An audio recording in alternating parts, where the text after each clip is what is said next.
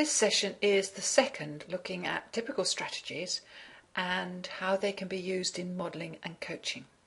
By the end of the previous session and this one, you'll be able to examine some typical strategies that are common in coaching and modelling, identify ways of designing resourceful strategies, and recommend ways for installing new strategies. You may come across people who have a problem making a decision about something. Here are some thoughts about decision strategies that may guide you in helping them. Sometimes people will have problems with decisions because of the way that they are generating options from which to make a choice.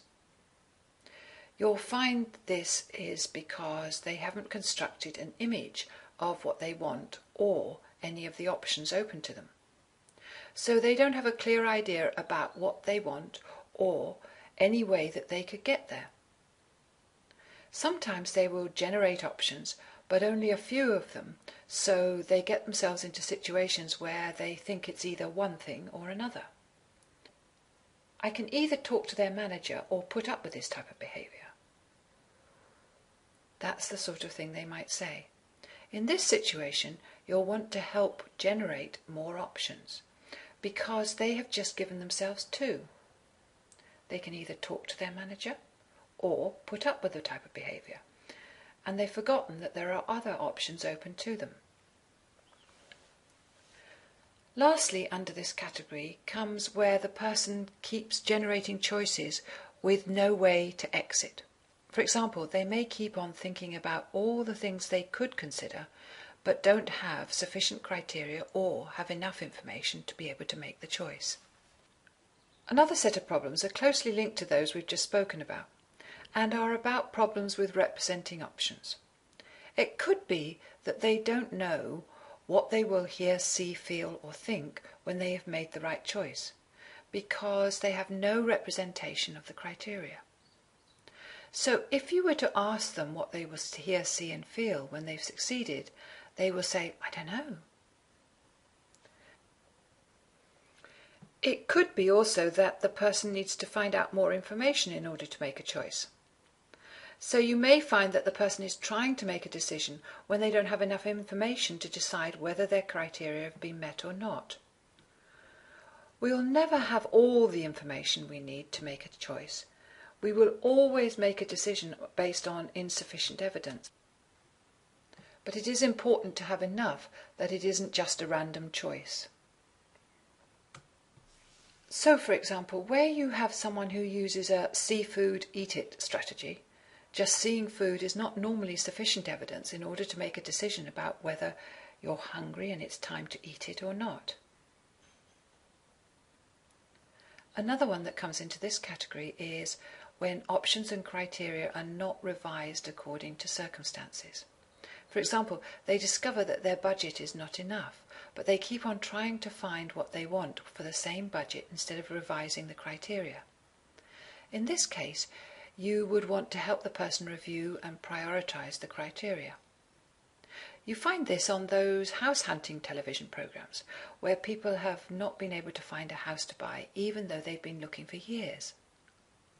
And the show host then has to help them realise what is and what is not available within their budget, and help them come up with some key features that are absolutely essential for them, and help them to narrow down what they want from the property.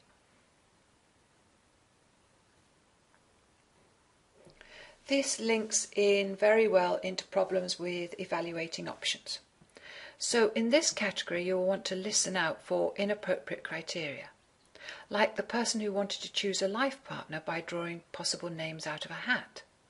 Or, alternatively, you can find situations where the criteria are not prioritised, so that if the person has to make some compromises, they've no basis for doing it. Another problem you can come across which fits into this category is a response like, well, if I can't have a gold phone, then I don't want anything. Now, sometimes this will be fine, but if it is proving to be a problem because it is critical that the person has a phone and there are no gold ones available, then you'll want to help them consider other criteria at the same time. And finally, you may find that the person doesn't get an overall evaluation of each criterion. and so they don't have enough information to make the second test in the TOTE model. And you'll want to help them go back and find more information. You can often find problems with decision strategies in the workplace, and as a coach it helps a lot if you're able to find the structural cause of the problem, and that makes it much easier to help them. That is, to find out whether they're having problems with generating options from which to make a choice, or they're having problems with representing those options, or they're having problems with evaluating the options.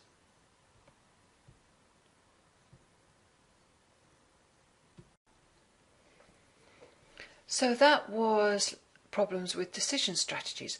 Let's go on to think about learning strategies. Learning is so important in the workplace, and of course coaching is all about learning. Anything that prevents a person from learning easily and well can be a problem.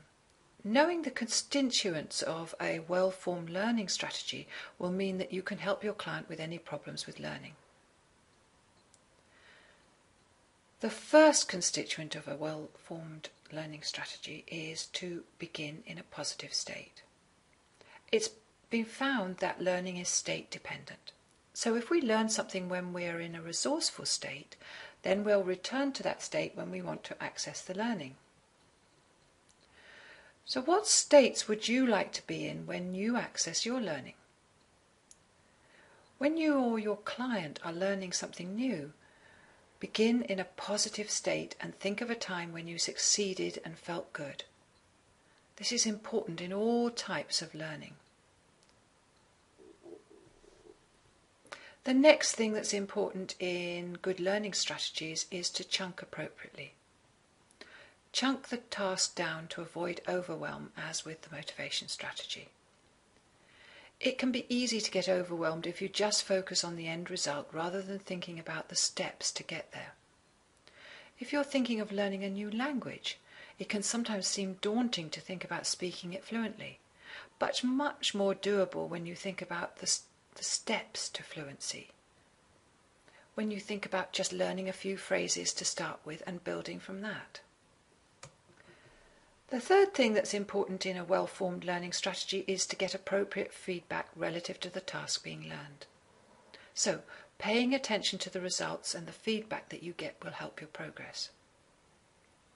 It is, however, important that feedback is appropriate to the task being learned and the level at which you're at.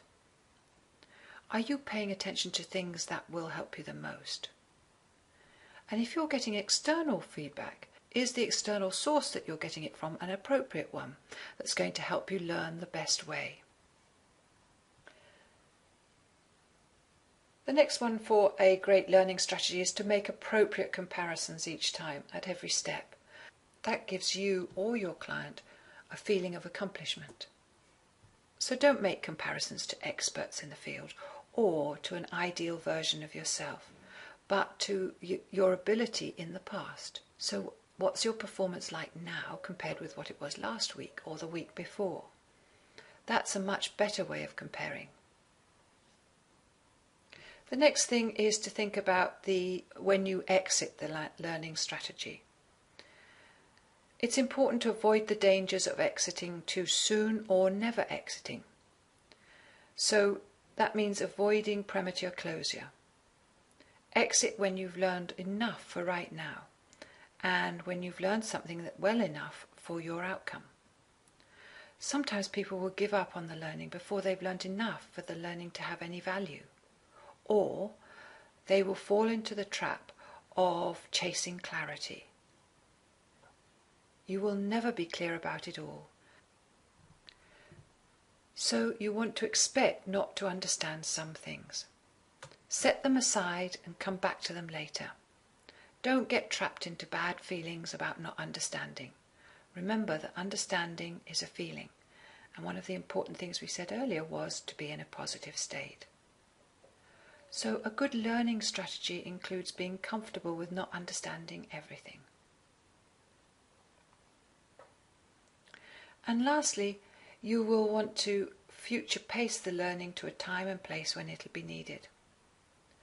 When you're learning things, it's very useful to take yourself to a time and place when you will be using the learning and, if possible, a time not too far off. Learning something and then having a long gap before you use it and practice it is not helpful.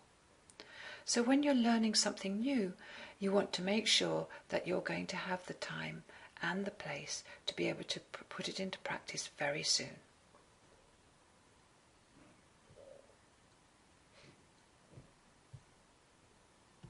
So here's an exercise to think about learning strategies.